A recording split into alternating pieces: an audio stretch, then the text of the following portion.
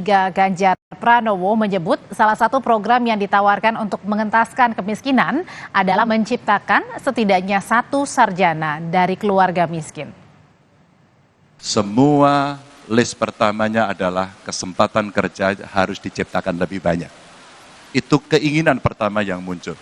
Dan tentu saja semua ini kita laksanakan kalau kemudian kita bisa melihat target ICOR-nya 4 di tahun 2029. Hari ini masih 7,2. Maka efisiensi dalam investasi masih membutuhkan perbaikan di sana sini. Dan SDM yang unggul itu kita dorong untuk tindakan afirmasi, affirmative action. Kita bicara penurunan kemiskinan, tapi dari keluarga miskin apakah mendapatkan insentif selain BLT?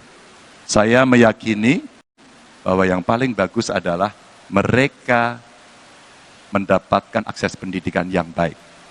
Satu keluarga miskin, kalau kita bantu satu sarjana, maka si satu sarjana di keluarga miskin itu akan mengenerate keluarganya untuk dia bisa menjadi tulang punggung dan membawa keluarganya terentaskan dari kemiskinannya.